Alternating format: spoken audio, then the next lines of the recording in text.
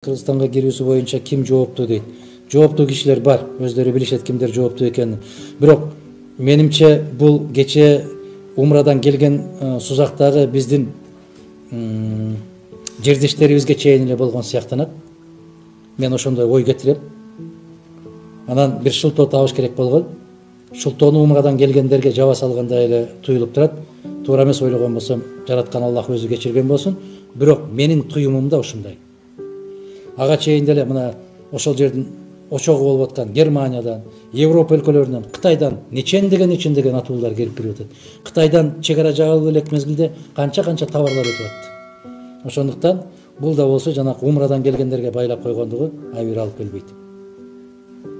Он кымбаттайт дешти эле Беловодскийде 1700дөн сатып жатышат. Ызатбек, ушундай сөздөргө ишенбеңиздер. Ушул нерсени өзүбүз пайда кылып атабыз. Ишенбеңиздер, пейилибизди ток сактасак, ниетибизди түз кылган болсок, бардыгы ниетибизге жараша болот. Мисалы мен чын айтайын, менин үйүмдө бүгүнкү күндө 1 килограмм un жок. Же болбосо 3 килограмм шекер жок. Же 3 литр май жок. Үмүт эртеңкибизден, бүрсүгүнкүбүздөн, башкабыздан. Анан жанагындай кылып ниетибизди бузуп алган болсок, биринчи кезекте жетишпегендиктен жетишпей калбайт, ниетибиз бузулгандыктан ошондой болуп калышы мүмкүн. Ушунан Кудай сактасын. Пейилибизди ток кылалы, бардыгы өзүнүн ордуна түшөт. Коркпоңуздар. Жүрөгүмдү өйгөн бир суроо, эл сизди 60-70% колдойт, билебиз. Эмне үчүн сизге ташталган добушту сактап калуунун жолун издебейсиз? Мен издейм, ар бир жолугушууда айтайм. Урматтуу замандаштар, баягы жөжөлөрдү тоокканага киргизип коюп, эшигин жаппай кетип калбаңыздарчы деп. Биз жөжөлөрдү киргизип койдук, тоокторду киргизип койдук да эшигин жаппай кетип каласыздар. Чөөлөр да келип жеп кетет, түлкүлөр да келип жеп кетет. Ошол сыяктуу берген добушуңуздарды сактап калыш үчүн ар бир жерде өзүңүздөр үчүн, өзүңүздөрдүн келечегиңиздер үчүн күрөшүп, кол санакты талап кылып, кол санактын жыйынтыгын протоколго түшүрүп, ошол жерге кол койдуруп, мөөр бастырып алган болсоңуздар, аны эч ким оңдой алмак эмес. Тилекке каршы добушун берип коюп эле мен милдетимди аткардым деп кетип калып атабыз да. Добуш берүү менен шайлоо бүтпөйт. Шайлоонун карасаңыздар, Кыргызстанда болгон 2 миллионго жетпеген шайлоочу катышат. Эмне үчүн 10 күндө жыйынтыгын чыгарат дейсиздер. Мына ошолордун баарын бурмалап жазыш үчүн. 200 миллион шайлоочулары бар Америкада, шайлоо бүтөр замат 5 мүнөттөн кийин жыйынтыгы чыгат.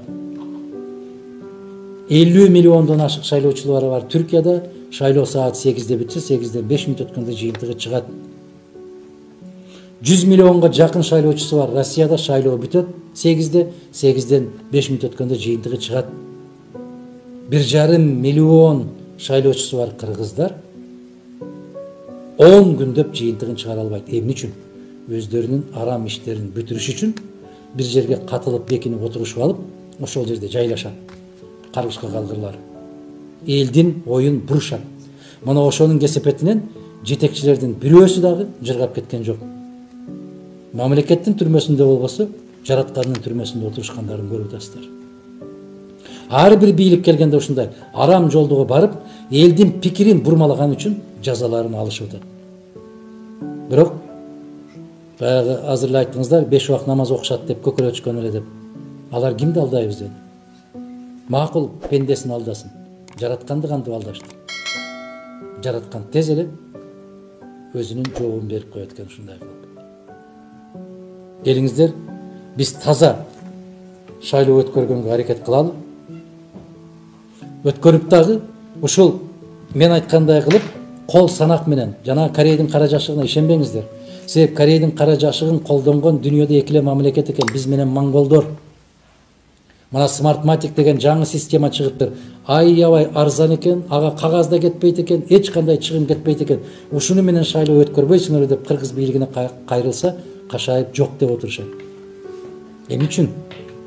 Себеп жанагындай кылып каалагандарын жасай албай калып, көчөдө калабыз деп коркушат. Эл өз укугубузду колдонобуз десек, ушундай талап коюңуздар. Ушуга бекем туруңуздар. Революцияны ошол шайлоо күнү жасаңыздар.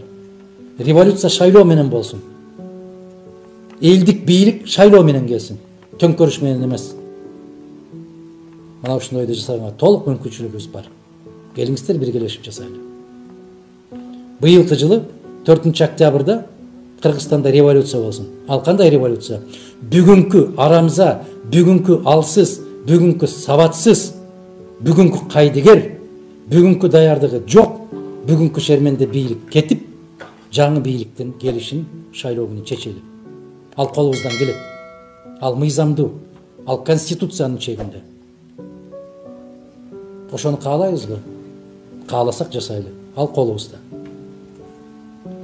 Бүгүнкү президенттин мөөнөтү убактысына жетеби дейт. Аны бир жараткан билет. Бир жараткан билет, анан биздин касиеттүү элибиз чечет. Каалайбызбы мөөнөтү бүткөнчө отурганына? Же мен айтканда шайлоо күнү революция жасап, шайлоо күнү жаңы таза партияны алып келип, күчтүү партияны алып келип, өкмөттө ошол партия курап, президент ордуна коюп коебу? Чечиңиздер. Каалоо өзүңүздөрдү. Ассаламу алейкум байке, доллар боюнча сүйлөп бериңизчи, эмне үчүн мынча көтөрүлүп жатат дейт. Бул чабал биз өзүбүз камсыз кыла албаганыбыздын кесепетинен доллар көтөрүлүп жатат. Себеп бүт тамак аштардын баары сырттан келип атат, тилекке каршы. Кезинде айттым эле, азык түлүк коопсуздугуна караган киши жок деп. 3-4 жыл башта аябай каттуу коңгуроо какканбыз. Мына азыркы депутаттар сырттан келген унга төлөмдөрдү алып салышкандан кийин биздин Кыргызстандагы буудай өндүрүүчүлөр өтө каттуу жабыр тартып, биздин мамлекеттик бюджет 1,5 миллиард сомдон ашык, 1,5 миллиард сомдон ашык зыян тарткан. Ошонун бери биз өзүбүз ун менен башка бир азык түлүктөр менен камсыз кыла албай калганбыз ушу мыйзамдын кесепетине. Ошондуктан чегара жабылса эле ушундай коку эртеңки күнүбүз эмне болот экен деп кетебиз. Биз жок дегенде азык түлүк менен өзүбүздү камсыз кыла турган өлкөбүз го. Бирок сабатсыз бийликтин кесепетинен ушундай болуп атат тилекке каршы. Доллар көтөрүлүп атат. Бардык нерсени долларга сатып алып атабыз. Адахан мырза, эгер ажо болуп калсаңыз, элет жерине көңүл бөлмөксүзбү? Мамлекет дыйкан деген кесип түзүп, анан айлык төлөсө болобу? Ошондо бардык жер жемиштер өзүбүздөн чыкмак дейт. Мен дагы ошол жер жемиштер чыккан жерден чыкканмын. Мен дагы дыйкан болуп чоңойгонмун. Мен дагы элеттен чыкканмын, айылдан чыкканмын. Мен асфальтта момпосый жеп же балмуздак жеп чоңойгон эмесмин. Сөзсүз түрдө биз өзүбүз багыш үчүн өзүбүздүн унубуз, өзүбүздүн этибиз, өзүбүздүн жумурткабыз, өзүбүздүн майыбыз, сүтүбүз, айраныбыз болуш керек.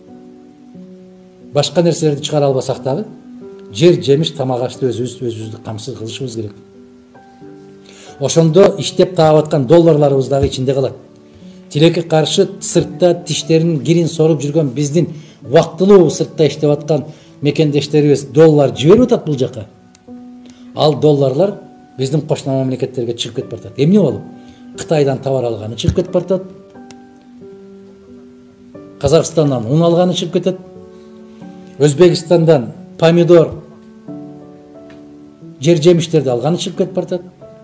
Эгерде ошолор өзүбүздөн чыккан болгондо, сырттан кирип келген 2,5 миллиардтан ашык доллар Кыргызстандын ичинде калмак.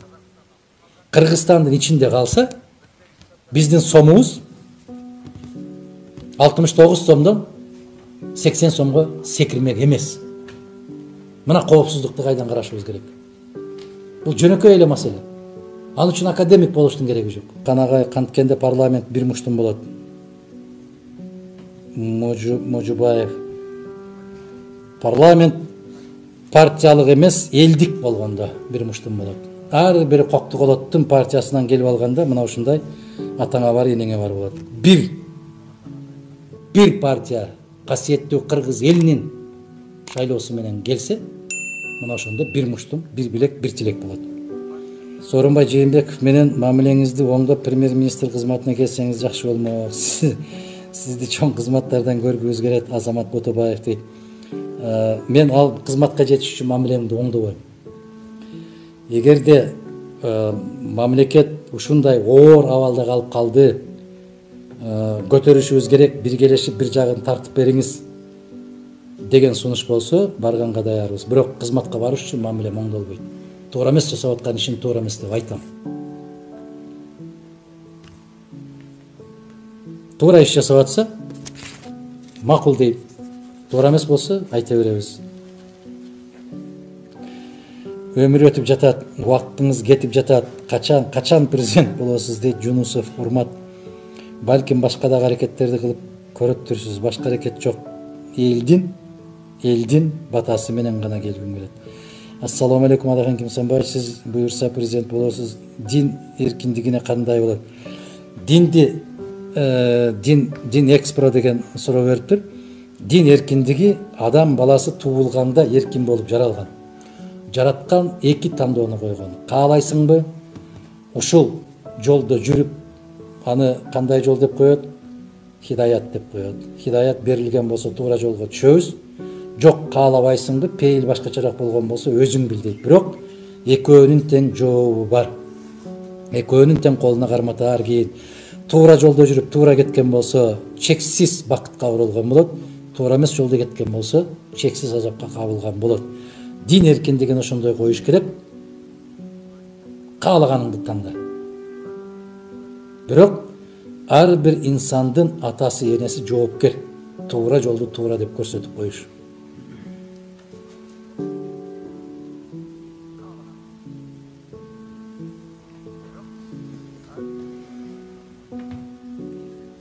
Залкарбек деген кумкалла дейт. Кумкалладан ушундай сөздөр чыкса керек. Шайлоонун алдында дейт, баары ушундай сүйлөп калат дейт. Шайлоонун алдында эмес, Аллахтын жараткан ар бир айында, ар бир күнүндө мадумарап сүйлөп келген, сүйлөй берет. Сиз айткан кумкаллалар 5 жылда баягы лотос гүлүнө окшоп суудан чыгып гүлдөп чыгат дагы, анан кайра бир айдан кийин чуңкуп суунун астына кирип кеткен, алар башкалар.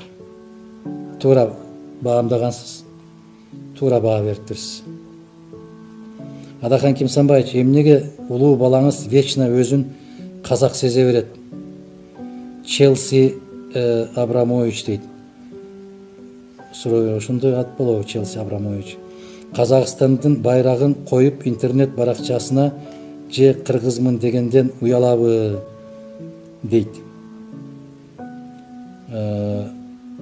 Өзүн казак сезе бергенин мен көп жерден көргөн жокмун. Бирок ошол казак жанагы бокс кол эмнесин деп коет? Кол кабында казактын символикасы менен жүргөндүгүнө мен да абдан